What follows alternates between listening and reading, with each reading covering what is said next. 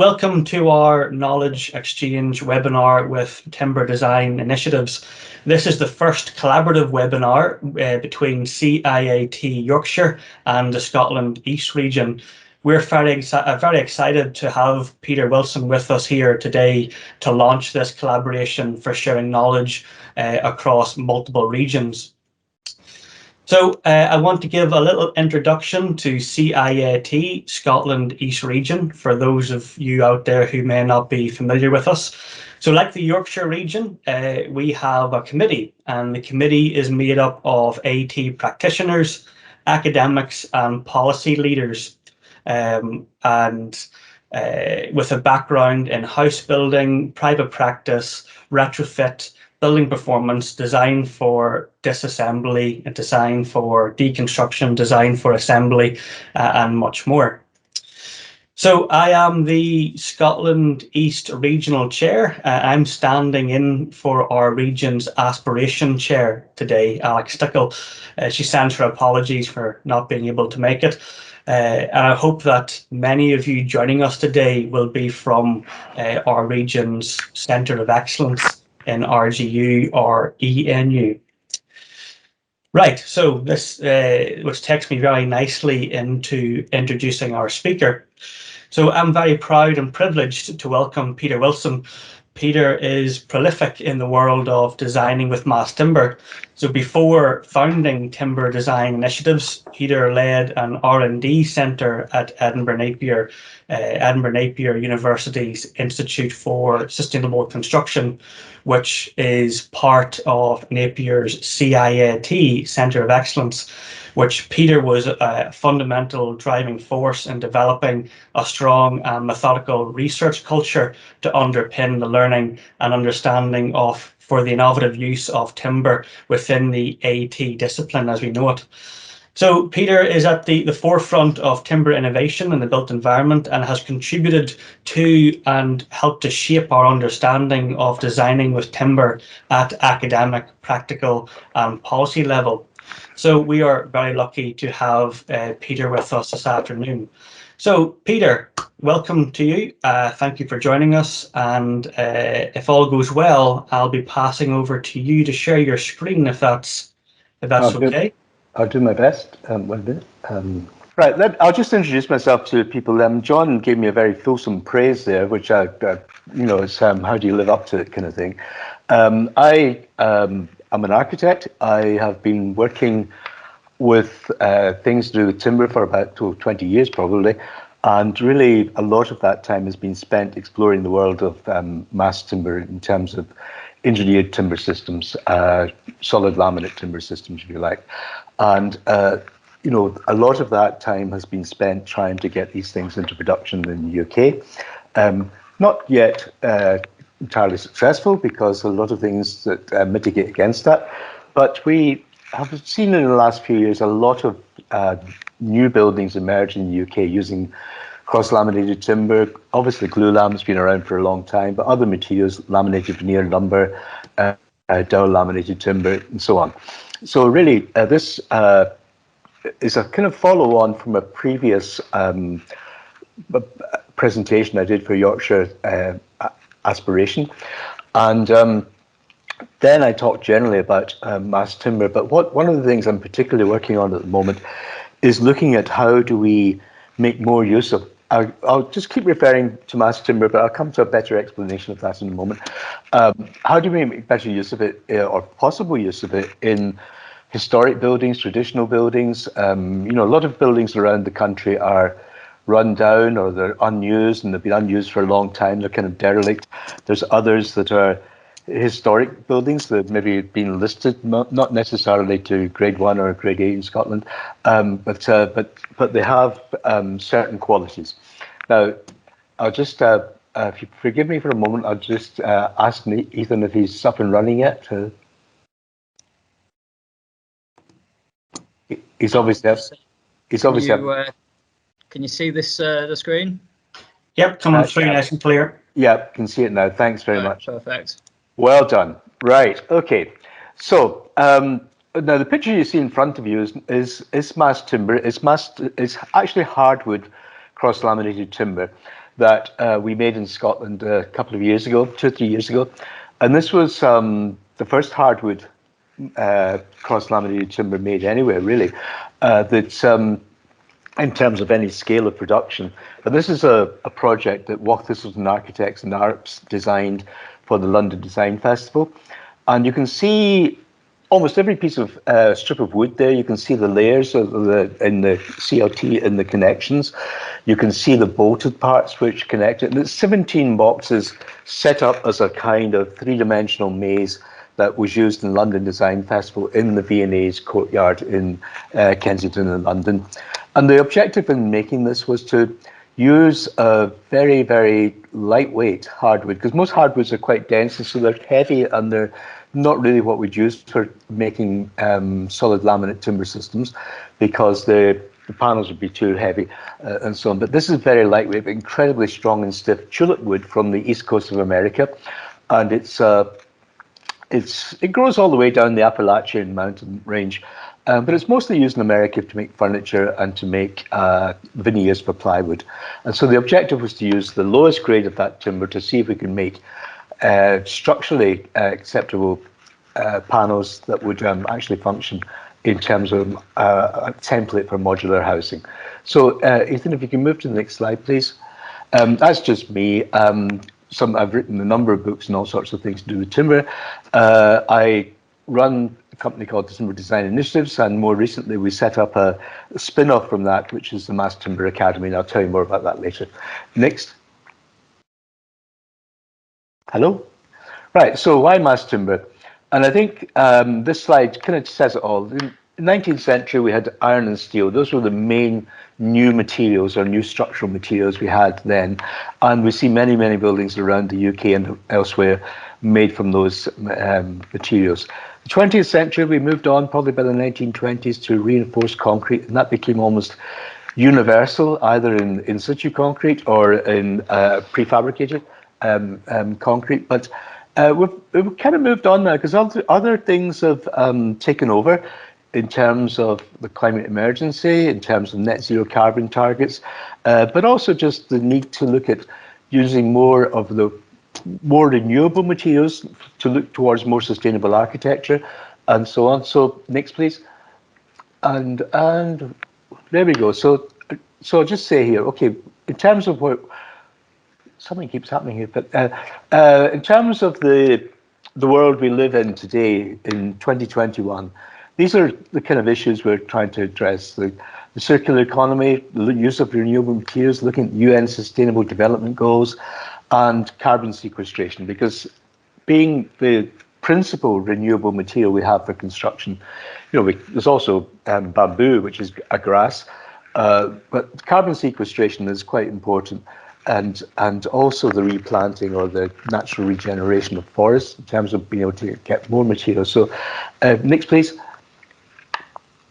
And when I talk about mass timber or solid laminate timber products, I'm really referring to dowel laminated timber, cross laminated timber, glue lam, nail laminated timber, and laminated veneer lumber. DLT is just kind of stacked boards with, the most basic version of dowel laminated timber is stacked boards with a grain all running in the same direction, holes drilled through, and hardwood rods pushed into the softwood.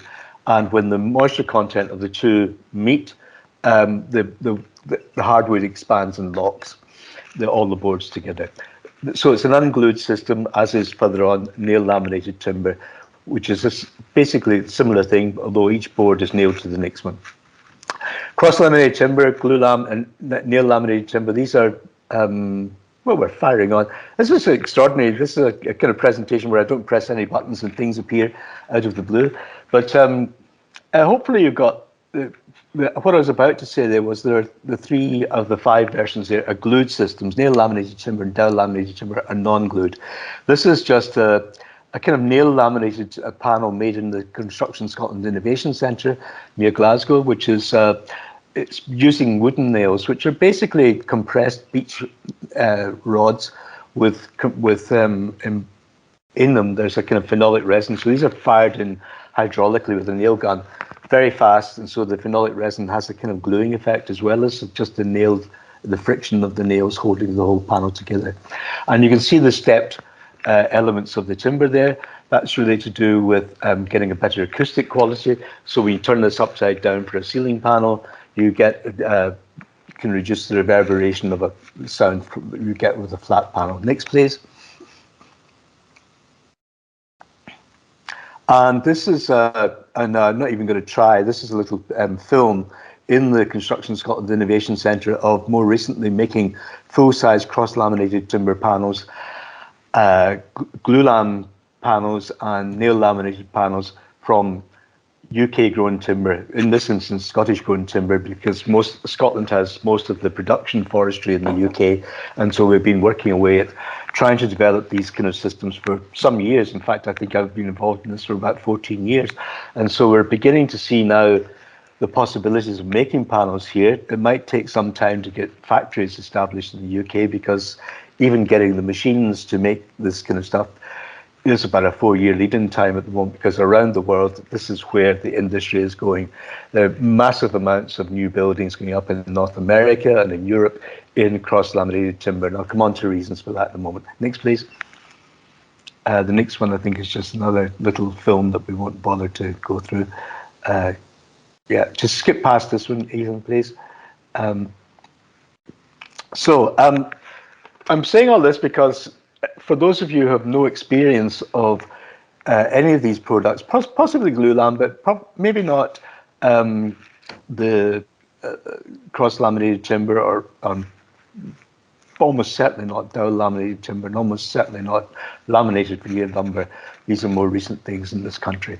There's some text has disappeared here, but that's a publication I was involved in the production of, and I wrote case studies for a few years ago, which really is available from our Mass Timber Academy, but it really gives you background to all the research, how these things are made, what kind of projects are possible with them, and it's a kind of basic introduction, a kind of handbook, if you like. So let's move on.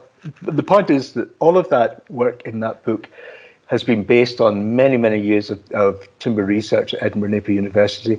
It was set up, first of all, to be a centre for timber engineering, to look at how do we get more timber into construction in the UK.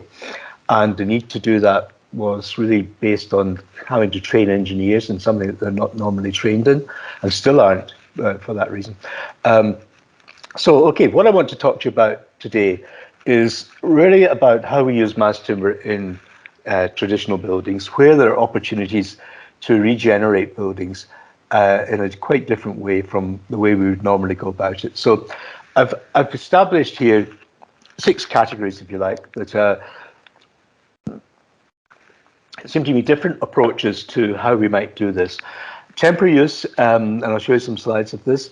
Installations, you can read these words, there's no point in me rereading them to you, but let's just go to the next slide, and we'll start with looking at temporary use, because where we can do things with timber, just pass this one, please, Ethan. Yeah, you'll all be aware of the fire that happened in Notre Dame Cathedral in Paris a couple of years ago, and the work that's had to be done and will go on for many years, I think, in terms of trying to restore the building to its former glory. One of the ways they've been doing this is to use mass timber construction to put, if you can see in the left-hand slide, big glue-lam beams, but actually much lighter than any other form of construction, to lay onto the existing walls and build a platform under which people can work in terms of rebuilding the roof structure of the cathedral. You can also see on the right-hand slide, the flying buttresses are all supported on mass timber construction, a real kind of framework underneath to not just support the buttresses, but to support the walls as well from pushing outwards. So there's a lot of opportunities for this kind of thing in construction, where we tend to just I suppose go for more traditional kind of large complex scaffolding systems and so on. But here there was a chronic need to say, how can we do lighter weight construction, and how can we do it in a way that's compatible with the existing building. So next slide, please, because I'll explain this a little bit more with the next one. Okay, so I said there are many projects around Britain, but there's also projects around the world where there are, if you like, ruins that are kind of standing or half standing, whatever way you want to describe them. This is a tower in near Barcelona. And if you go to the next slide, please, you'll see what's been done to stabilize the wall. Because it's just, there's one wall left of the tower. Next slide, please. And you can see here that they've built a whole timber structure, which not only stabilizes the wall, if you go to the next slide, you can see actually how fragile that wall is in terms of its ability to not fall over, if you like. You can also see in the left-hand slide that there's a staircase structure within that framework, and the framework it's not laminated timber, it's big solid chunks, tree trunks, if you like, that have been cut down to build this structure that complements the existing wall, if you like, braces it, but complements it, and, next slide please, provides viewing access all the way up the structure to view at the rampart level, just see how you would see out from the tower when it was in its former glory, and also just see its position on a hill in the landscape. So again, this is something the timber complements the kind of stone structure of the thing without having to interfere to kind of, when I say interfere, not having to kind of reconstruct parts of the stone structure to stabilize it. We can attach the timber to in a very light way. So next slide, please. Next, okay, so the next category is where we can actually look at how do we insert things into existing structures where we can create a new purpose, if you like. So next. This is a little project in the 17th century pigsty, which I suppose most people would think, oh, let's just knock it down. But here the architects have actually created a thing where inserting a box within the structure, so not interfering with the existing structure at all, but also not having to build new foundations, because the timber is a much more lightweight structure. So drop it into the core of the existing walls, re-roof it, and basically, to a certain extent, stabilize the walls, which you can see have all sorts of cracks and missing parts and so on. And they'll put a little furniture showroom into the building. So it's a very simple approach, but I think we have probably all seen ruins around the country where you think, oh, we could probably do that.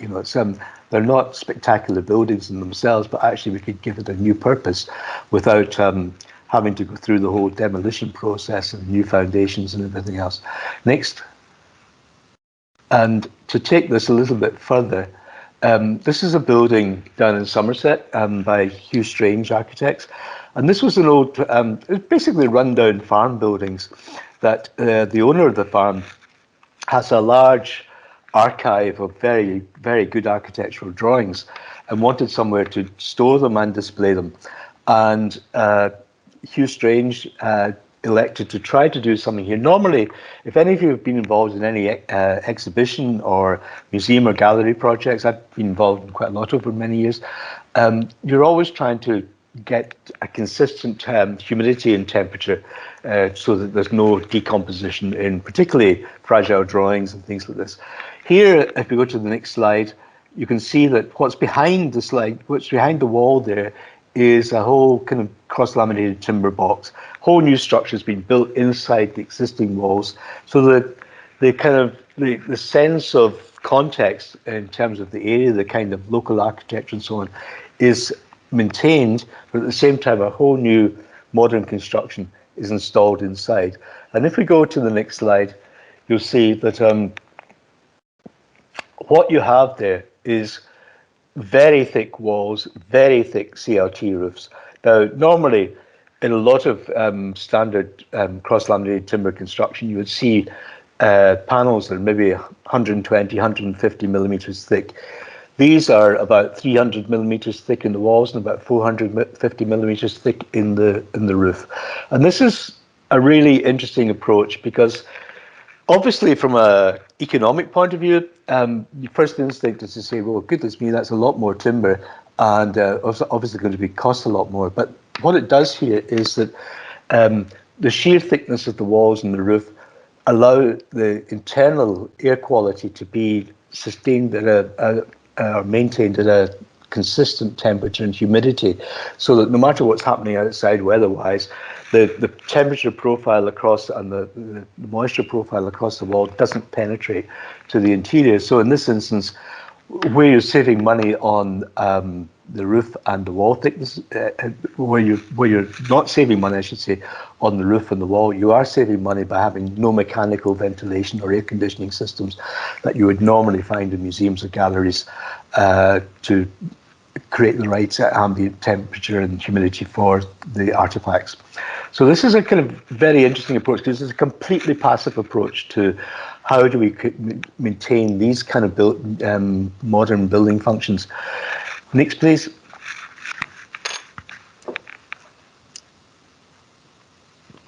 Okay, the next category of the six that I listed. If we go to the next slide. And this is where there's an existing structure trying to give the structure new purpose, if you like. And this water tower in Norfolk has been converted from a steel-framed, just a frame with a tank on top, into a home. And we go to the next slide.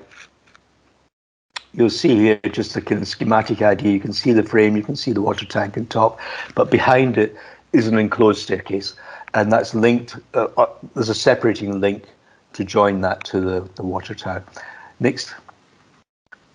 You can just see a plan and a section there of how that's kind of orchestrated in terms of just the linkage to the tower and the rooms that are inserted inside the existing steel frame.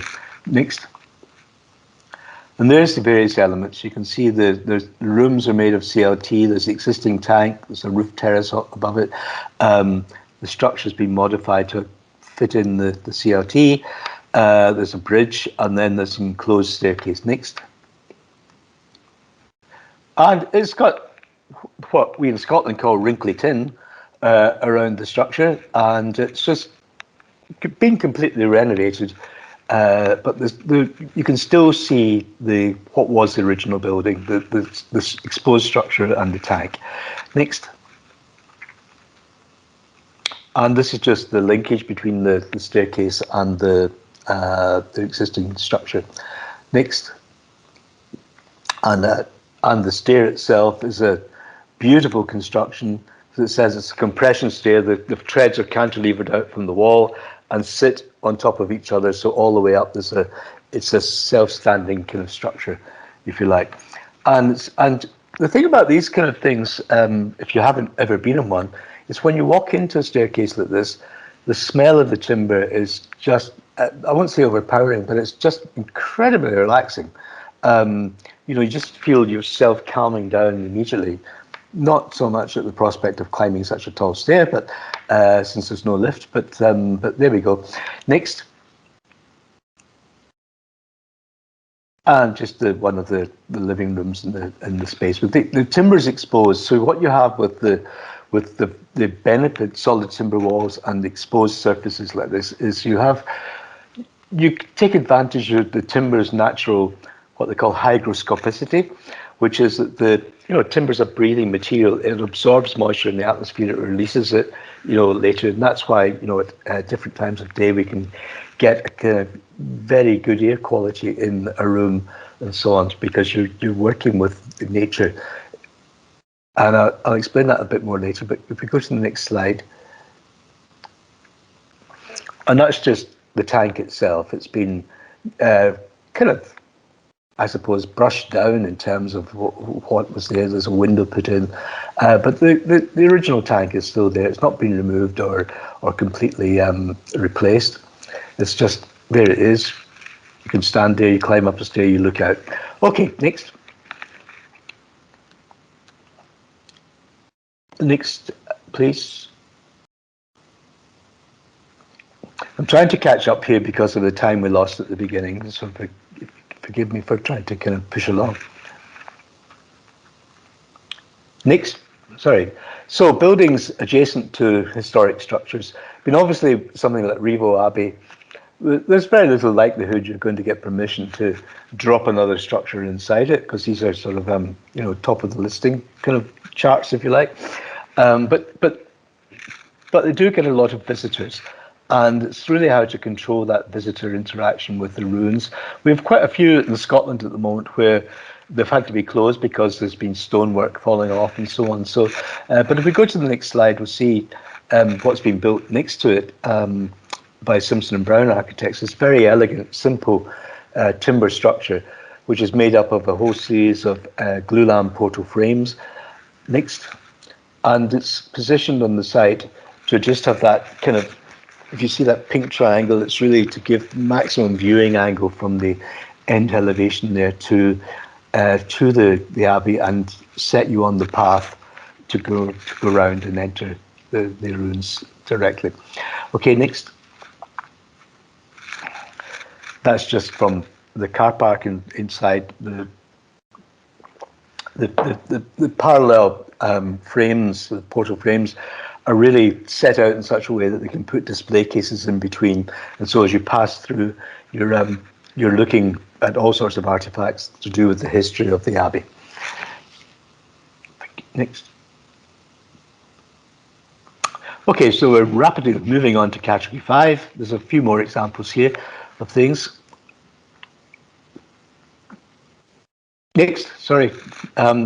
Okay, we're just jumping continents now, because this is a really interesting building from the 17th century, which was kind of ruined. It was to do with the existing industry there, the kind of salt industry and so on. Go to the next slide. And what's been Lino Bobardi, who's one of the great 20th century Brazilian architects, she put in this incredible staircase into the existing structure, and using quite a bit of the existing timber that had been brought from other parts of the building complex. So it was a sugar mill. It was a big house and a chapel at slaves' quarters, and it's now a museum and gallery kind of thing. But I think the stair is an ingenious piece of structural engineering, and it's become almost the focal point of the display, because everything is kind of wrapped around that. So it's really, how do you take advantage of the existing structure and work with it to do something that's possible with modern technology, if you like, but still looking at the kind of traditional kind of details and how things were done way back in the 17th century. Okay, next. Right, we'll jump back to Europe and go to Brussels. The Gare Maritime was a big transit kind of railway station in Brussels for goods and so on, and it's lain empty for a long time. Cast iron structure, glass, so on. And what's been happening more in the last few years is just to really repair the whole existing structure. Next slide, please. And insert a complete new interior in terms of cross-laminated timber, glulam, and so on, to create a whole kind of a sort of mini city in here of all sorts of different functions, offices, retail functions, and so on. Next. And all of this was kind of prefabricated, so you can bring these big panels, bring complete staircases and so on to site, pre-assembled, and just clip them all together. Because the great thing about modern timber systems is, because of the lamination process, and because the timber has been dried down to quite low moisture contents, when you cross-laminate it, you get very dimensionally stable panels. So the shrinkage that you would find in normal bits of timber doesn't really happen, because it's controlled by the gluing and the cross-lamination process. So in a building like this, you'll find that maybe over 10, 15 years, any kind of shrinkage is limited to a matter of a few millimeters at most. Next. I think the next one will... It's very teasing, isn't it? You just don't know what the next slide's going to be. Next, there we go. So there are some notes about just what it is. It's a huge building. The whole external skin's been retained. They've repaired all the girders and trusses, and whole series of new buildings. And that's what I mean about just being like a little city with lots of streets crossing and avenues and so on that people can percolate through the whole thing. It's quite a remarkable structure and quite an ambitious project. So next, please. And I talked about traditional buildings, but for me now, reinforced concrete buildings from the 20th century are traditional. We're already seeing some things listed and so on, which a lot of people don't like. They don't like the colour of the concrete or the way it weathers or whatever. But here in Berlin, beside the Jewish museum that Daniel Libeskind did, they've created this. It's basically Anonym is an abbreviation of Noah's Ark. They've created this kind of Noah's Ark structure for children. It's a sort of children's museum beside the Jewish museum. Next, please. And you can see it's this kind of circular donut, kind of, if you like, inserted as a way of reusing a vast space. Next. And you can see here just how the donut is formed. You can see some glulam beams protruding from there underneath the concrete structure. Next. And within it, using the curved structure to really give the sense of being in some kind of ark. And you can see that the ark has lots of animals and things for children to play with. So it's a kind of interesting interpretation, but also what's possible with modern timber technology, where we can not just curve in one direction, we can curve in two directions. We can do a whole range of things that we could never previously do with straightforward pieces of wood cut from a tree trunk. Modern engineered timber is quite a different phenomenon, and really, how do we take advantage of that? Because go to the next slide, please. So we've been around the world here. We'll come back to England. Grimsby's it's had a hard history in recent years, and a lot of the traditional industries, shipping or not shipping, the fishing industries, largely disappeared in terms of the scale it once was. And this factory was just used to produce ice for when the fish came into port, how to just preserve it and so on. And the factory's been unused since the 90s. It's laying as a kind of derelict wreck, really. And in the next slide, Walk Thistles and Architects in London, who are probably one of the leading practices, I would say, in the UK in terms of really exploring the potential of mass timber systems. They've done a scheme for this. It's into planning application stage at the moment, to look to retain the existing structure but build within it a complete new interior, which is actually quite a substantial project. When you go to the next slide, it's the design is to create a whole timber theatre inside the existing factory, and to give a new use, because it's never going to go back to producing ice. The kind of hankering after what things might once have been isn't really possible in the modern world. You either demolish things or you find a better way of using them. And here it's finding a better way of using it, which is using sustainable materials, lightweight structures within existing buildings, within existing foundations, and so on. How do we do things that are have all the qualities we want to achieve in modern architecture in terms of what's possible as we strive to deliver on net zero carbon targets and other things. So this is a project that's still in process, if you like, but I put it in here because the ambition of looking at some of these big structures in places like Grimsby or Sheffield or whatever, how do we do it? How do we do it affordably? Because some of the buildings are so large, you just stand back and think, where do you start? So here we're looking at big functions for big projects. Next, please. This is at a more domestic scale, just a simple house, and you can see it was a kind of ruined structure. You can see from the right-hand slide the plaster peeling off the walls, and then at the top of the main wall you can see the reinforced concrete has been used to just stabilise the top of the wall and sit the roof on it. Next, please. And this is what I would call, you can see better there the way in which the roof structures creates a kind of eaves to protect the top of the wall as well. Next, please. And inside, you can see this is a kind of hybrid. It's got glulam beams. It's got long glulam on its side to make up the roof structure. Each of those, you can see the kind of lines between on the roof. These are glulam beams on their side. And then you've got the existing wall structure, which has got concrete wall heads. So a combination of things, and inside a new courtyard's been put in with a reinforced concrete stair. Okay, next. I think they do these things very well in Spain. I think since the 1970s, the whole attitude to how do they use existing buildings and how do they treat them in a way that's both modern but respects the old structure is in many places very, very beautifully, elegantly and minimally done. Here you can see all the materials are clear, where the junctions are, what the materials are, how they relate to each other. And timber has a kind of fantastic quality against concrete. It has a kind of warmth and colour against the coldness of the reinforced concrete. So it's a nice kind of interaction, nice balance. Next, please.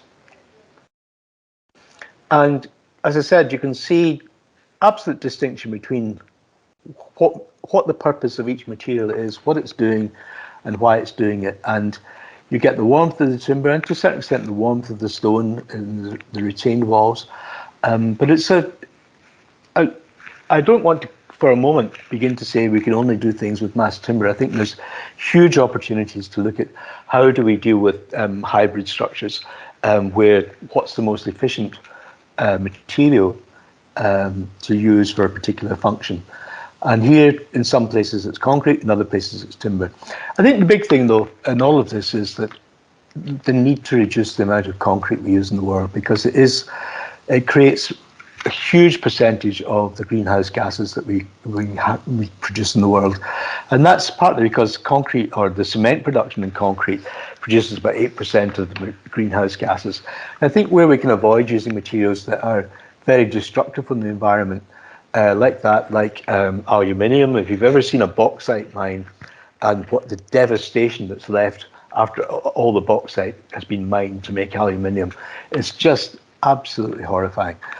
So we want to be using materials that we can replace and renew, and timber is the most advantageous one of those things at the moment.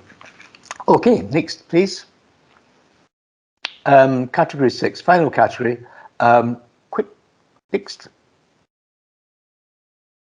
Okay, Battersea Arts Centre. This was a town hall, very much of that kind of early 20th century kind of architecture you see all over the country.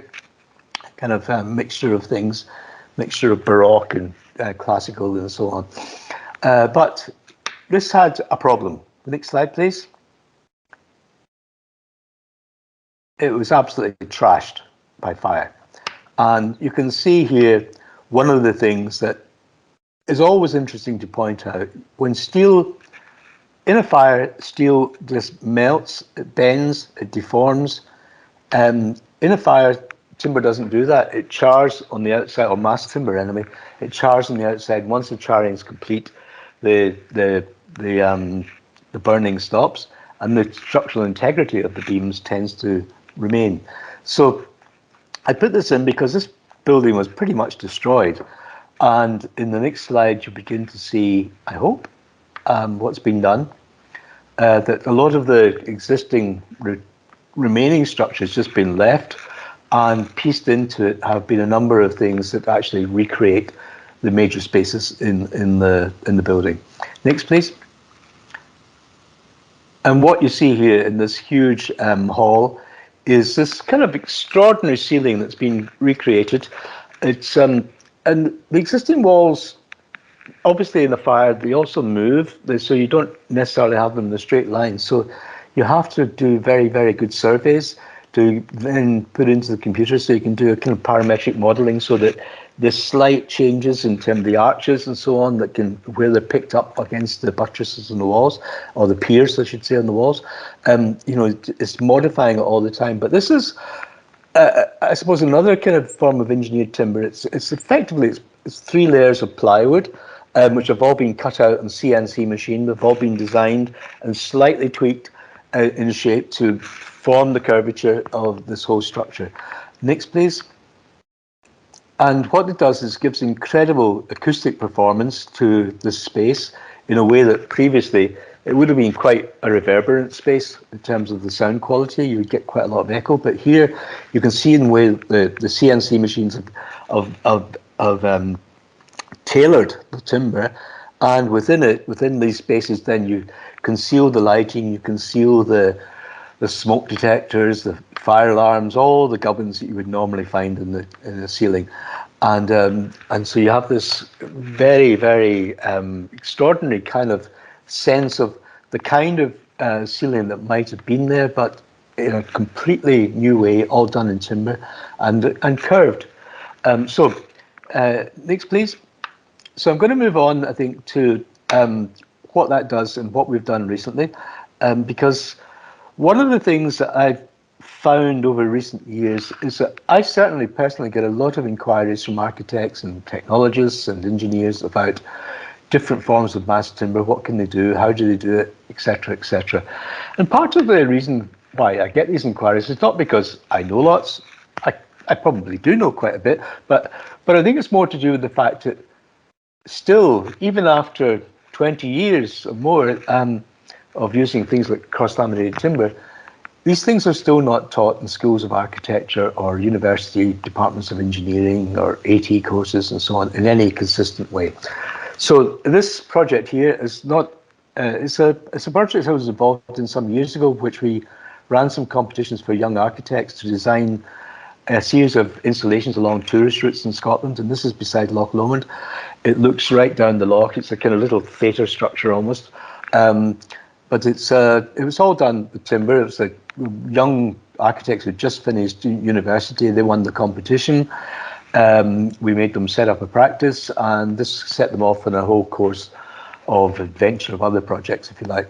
But that's a whole other story. It's called the Scenic Routes, Scottish Scenic Routes, and we built a number of projects around Scotland. We're trying to get another phase of it up and running now, and really to try and punctuate the tourism infrastructure with physical installations, because most of the tourist board things you find in England, Wales, Scotland are events, the year of this, a year of that, and that's what they do. It's about getting visitors, but when visitors come, you want to actually offer them something, and along the routes to destinations, there's quite often nothing in the way of toilets or picnic stops or anything else. So we've tried to set up a program of things to try and do this, but employing young architects and predominantly involving timber constructions. So this kind of kicked off a train of thought to how do we teach students and early career professionals about new timber technologies that they're not being taught in university? How do we prepare them for their career, but also recognize that almost every practice or consultancy nowadays knows they're going to have to build a lot more with timber, and they haven't been trained in these things either. Some people in the offices might have experience, but most don't. So we need to find a different way of doing it, because long experience has taught me if you want to do these things in universities, it's a bit like changing the direction of a tanker. It takes long time to change the curriculum and different things and find people with experience to teach things and so on. So we set up this separate Mass Timber Academy just to focus on this aspect of timber technology. So next slide, please. And I showed you this earlier. I think it's, why are we doing it? Because we think the potential to use mass timber is growing exponentially around the world. There are lots of places around the world that are changing their building regulations to make things more possible. In France, for example, recently the government mandated that all new public buildings have to be at least 50% bio-based materials, i.e. with timber being the most important one. The 2024 Olympics in Paris are scheduled to have all the buildings made of timber. In North America, Canada has been changing its regulations to make taller buildings in timber.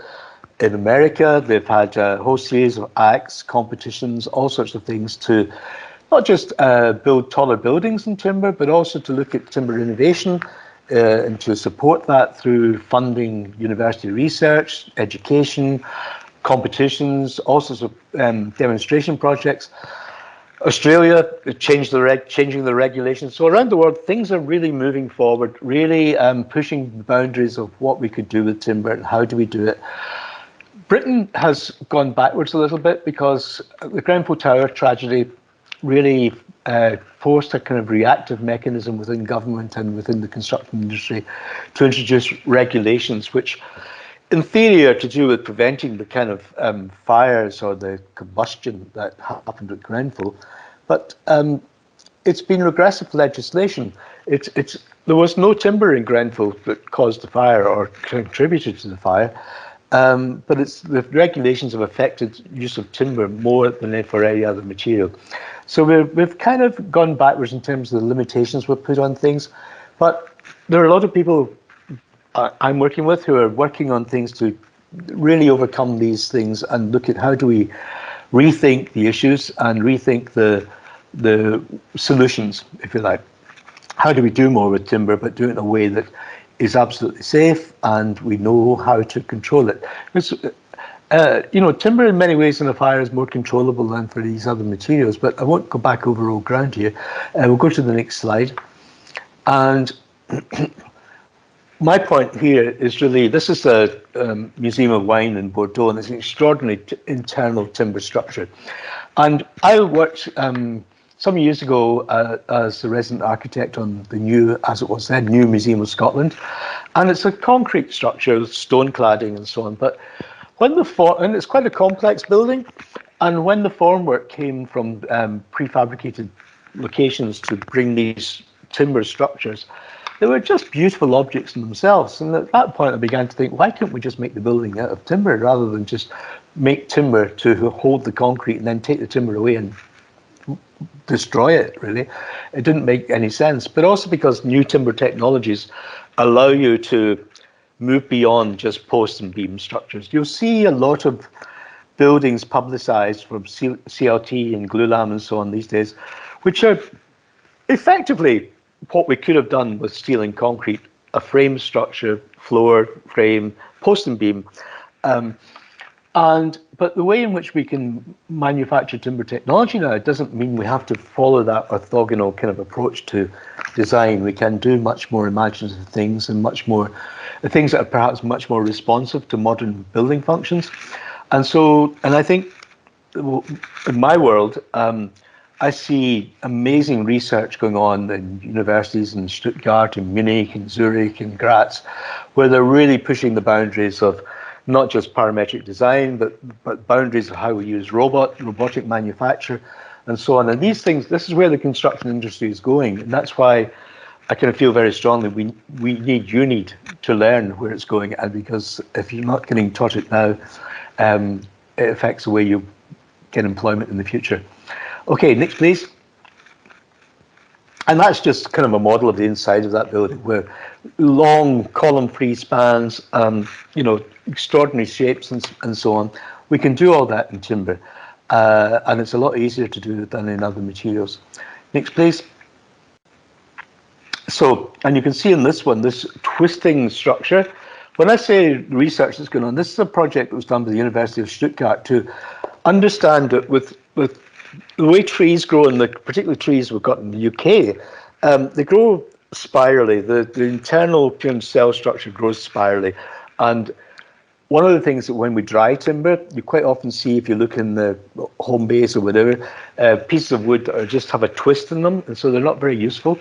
And that's partly because they've been dried too quickly, and that the natural twist from the tree reasserts itself. Now, what they've done in Stuttgart here is to understand that twist and to actually manufacture CLT that uses that twist. So you can see these are CLT panels that curve in two directions, and it's this kind of research that's going on that makes me think that the way forward is really rethinking the way we understand wood and understand the things we can do with it. Next, please. And the point here, I was just showing, if you go back to that slide, Ethan, sorry. The point I was showing you is trying to join the dots between our forestry industry, the processing, the sawmilling side, the manufacturing of products, and how architects and engineers design and how we actually construct. Because with computer technology, with BIM and all these kind of things, we can do so many things now that we could never do before. And where that goes in the future is really what excites me. And I hope to convince you there might be something that excites you too. Okay, next please. So at the beginning, I put this slide in because this is Shrewsbury Music School. It was built in 1998-99. It was the first use of cross-laminated timber in the UK.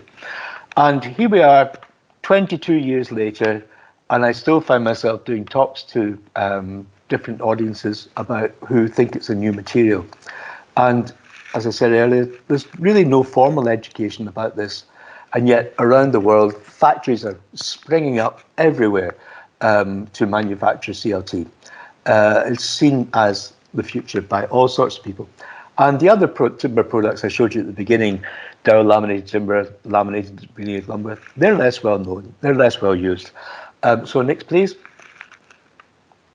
And so that's one of the things we set up with the Academy, to take the kind of sense of, what is a CLT panel, break it into a series of stages of education, starting with students, looking at early career professionals, looking at SMEs, and then two kind of unusual things, timber entrepreneurs, as we've called them, people who have learned a lot about it and we can actually train to teach everyone else in a larger office about what they can do with timber.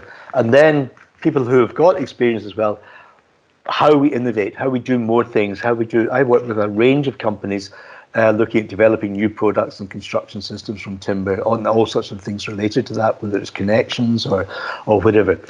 So we're trying to say from the moment you qualify through to retirement, there should be a structured program of education here.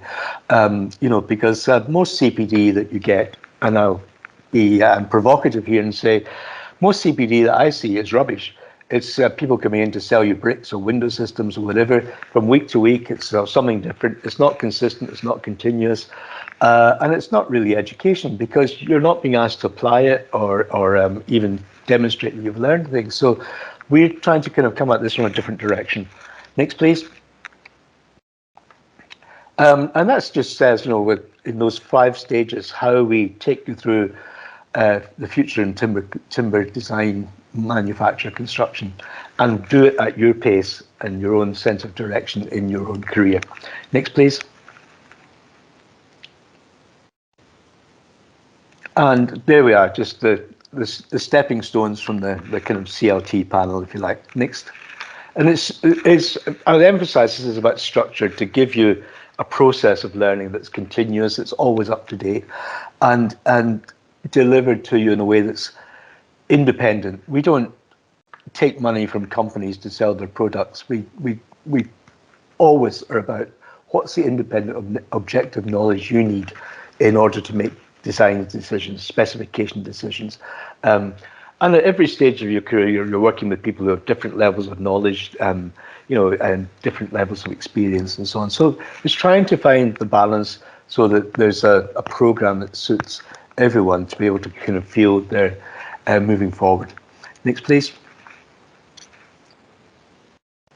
And just from some of the students we've had involved in it so far, we've had various testimonials. I just put that one up because this was someone who felt she knew nothing about timber.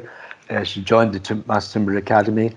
We worked closely with all the students we have to take them through things, to read things, to write things, to do small design projects, which we kind of mentor and so on. And in her position, she said very clearly there that she's now really quite confident about this and keen to do more. And that's where we want to get people to. So next, please. And I just put this in because this is the Mushtarnet Tower in Norway. It's 84 meters high. It's currently, I think, still the tallest timber building in the world. It's glulam, it's CLT. There's some concrete towards the top just to weigh the building down in terms of the floor systems. But it's an extraordinary thing. It has 6 different fire mitigation systems in it. It even has sprinklers on the outside walls, on the timber cladding. So there's a lot of work going on in terms of the fire issues and so on around the world. Lots of research going on about what we need to do with buildings with timber to make them as safe as possible. And I put this quote in. Mark Farmer wrote a document in 2016 for his government called Modernise or Die, and saying the way we're going with the construction industry in the UK, we have a problem because lots of the skilled labour that we had post-Brexit has left. And we're not training enough people, giving them the skills to build in traditional ways. And when I say traditional, I mean kind of brick and block construction. These weather-dependent systems that are slow and not very accurate. And we know we need to change, but the construction industry takes a lot of changing. It generally only changes when the regulations change, and then they have to do it. But I kind of feel with the world that working in here, we can do a lot to make things happen because apart from anything else, I've done lots of demonstration projects with timber because you can build something, you can do it, and something isn't quite right, you can change it quite quickly. It's quite easy to do in a way that you can't do so easily with concrete or steel or whatever. Next, please. And so among all the things we're doing with the Master Timber Academy, we have a whole series of workshops coming up from September onwards, where they run for 5 weeks, 5 Thursday afternoons, where you learn in depth about each of the main technologies. The first one's about dowel laminated timber, because we wanted to start with an unglued system to set the principles for CLT and glue lam and LVL, but really to also introduce a technology that's probably the easiest one to get into manufacture in the UK. As I said, I've spent somewhere approaching 15 years trying to get CLT into manufacture in the UK, and it's proved elusive, mainly from the level of investment required. CLT factories in Europe at the moment cost between 15 and 50 million euros to build and to open and get into production. And generally speaking, in the timber industry in the UK, that's unrealistic kind of sums. But dowel lamination, there's a house here on the left of the screen, which is down in the Scottish borders. It's all CLT that was imported from Austria, and not DLT, I should say, forgive me. And the other building here is a community primary school down in South Wales by Archetype Architects, who did this using local timber to make local DLT panels.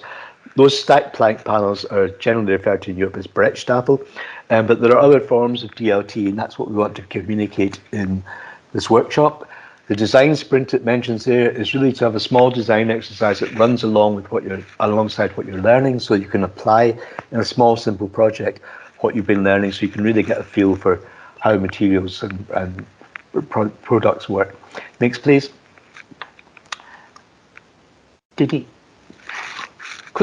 So these are just dowel types, just to give you a kind of feel for some of the things we'll talk about. Ridged dowels or threaded dowels. Next, please.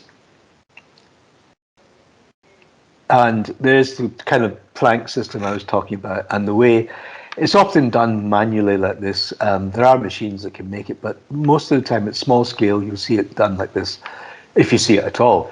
But we're really looking to say, how can we get more manufacture into place in the UK, localized manufacture, not one huge factory, because that's just has been so far unrealizable. What we're trying to look at is saying closer to the forest resources, how do we manufacture locally to get and build up a kind of, I suppose, local skills as well, and sustainable skills. Next, please. And that's just one of those threaded rods through kind of 5 layers of timber. There's cross lamination as well as diagonal lamination here, but all without glues, but tightened up, as well as using the moisture content difference between the hardwood dowel and the softwood boards. Next, please. And just if you're interested, the workshops, the first one's in September from the 2nd to the 30th, every Thursday afternoon. We've managed to negotiate some support funding, so if you're interested, instead of the full price of 220 for architectural technologists and students, we've got 75% off that. So you can sign up on that at the Master Timber Academy, and I think that's probably about it. I think there's maybe one more slide. Yeah, just to show you a little bit of dowel laminated timber there, and just contact details if people want more information from me. either from about Mass Timber Academy or about some of the other things I've talked about there in terms of use of mass timber in traditional buildings or historic buildings, please feel free to get in touch. And we're always happy to help and happy to find out about projects people are working on and find out where they have issues about, well, whatever issues come up, whether it's to deal with convincing clients or whether it's to deal with convincing your QS or your engineer or whatever. We're always on that case. So that's it. Thank you very much. I'm very sorry for keeping you longer at the beginning. That was a technological challenge orchestrated by Microsoft, I think. So that's a negative kind of advert for them. Thanks very much. Superb. Thank you very much, Peter. That's a fantastic walkthrough of the kind of tests and times of timber, where it was, where it's got to. Something that really struck me as well from the very beginning was that timber has always been one of those materials that took very much a back seat to, as you say, the mass stones and the concretes and the steels, and it's often underestimated as a material. But has really, stood the test of time in terms of how versatile it has been. It allows for the historic retention and historic conservation of existing buildings as well as new buildings as well. Right, I'm not going to delay this process any further. Just got two questions. Want to run past you. One of which has already been answered by yourself earlier, but I'm going to ask it anyway. Another one has been answered by another member of the audience, but again, just want to run it past you for your own thoughts on that as well, Peter. So we had a question early on, and you kind of covered this a little bit in terms of the fire standards.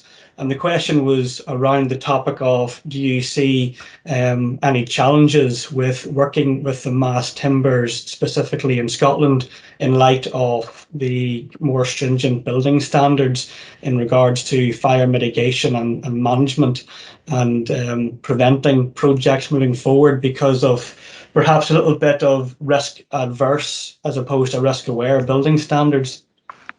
Yeah, I think okay, after Grenfell, the building regulations in England and Wales changed to reduce the height you could have building in the wall structure and the complete wall thickness, reduced first of all to 18 metres and then to 11. In Scotland, the building standards here were quite different because we've always built with timber. I mean, 80% of the housing in Scotland is timber frame, platform timber frame construction. So most engineers and architects and contractors understand that aspect of timber technology. And also in Scotland, although the regulation reduces the use of timber above 11 metres, the difference is that our standards in Scotland relate to the cladding, not to the whole wall structure. Because in England the problem has been the thickness of the wall. Any combustible materials are kind of outlawed beyond 11 metres.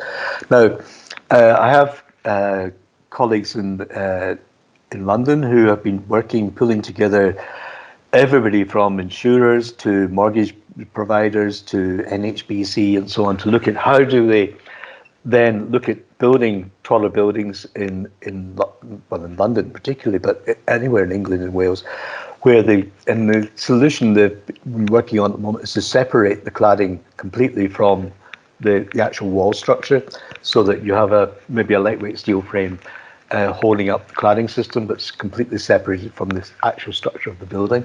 So there's no crossover between the cladding materials and the structural performance. I think that's all well and good. We can keep looking at these things and coming up with solutions. I think part of the difficulty is that when regulation changes come in, they're applied indiscriminately, in the sense that in different parts of the country, the building control officer in Scotland or the building inspector in England will interpret the regulations in different ways. So you quite often find that you're not, where you think you've done something before and you think you can apply it somewhere else, that you come across somebody who, again, it's an education issue, that we tend to find that planning officers and building inspectors or building standards officers are not always really very up to speed on some of the technologies, and particularly with timber, there is a tendency to just want a belt and braces approach, protect everything completely, and we need to kind of learn to move beyond that, but we can only do it through knowledge, and be able to kind of have an intelligent discussion with the different parties involved in how do we deliver modern sustainable buildings. So I think the fire issue, there are mainly, I suppose, three issues that affect all discussions about timber. One is fire, one is durability, and one is moisture, right? We want to keep moisture out of buildings and certainly out of timber. And I've seen quite a few projects where people have used CLT for the first time. And I don't mean just architects and engineers, I mean contractors. And they just think it's like building with concrete. So they just let water sit on the timber, and then the roofing contractor comes along, plasters a membrane across the wet timber and seals in the moisture. And then you have problems. So it's simple educational things, but also about the way projects are managed in terms of the sequencing of trades, that while you can have a moisture control strategy for the subcontractor installing all the timber, the follow-on contractors don't necessarily know there's a moisture control strategy or want to follow it or whatever. So throughout the industry, there's a major educational process to be done. Durability is also to do with understanding the kind of nature materials, the kind of species we're using, what their natural capacity is, and the properties of those materials.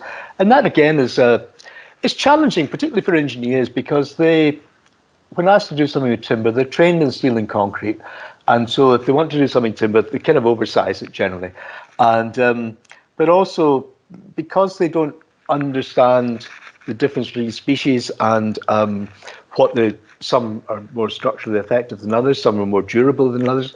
It's really finding horses for courses, and the thing is, it's a subject you never stop learning about, because there are probably 60,000 tree species in the world, and a lot of them are useful for construction, but a lot of them aren't. So it's really, I suppose from a personal point of view, I find that very kind of interesting, because you just learn things all the time.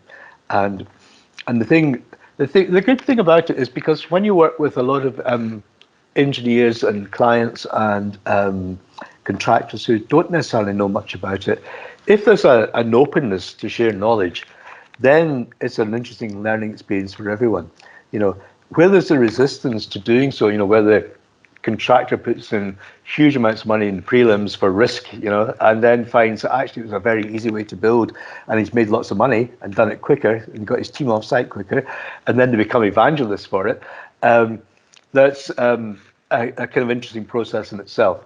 But I think I would say the three things: fire, durability, and moisture. If you can deal with those three issues competently, then there's not a problem. There are buildings in Norway, stave churches, that have been there for 600 years.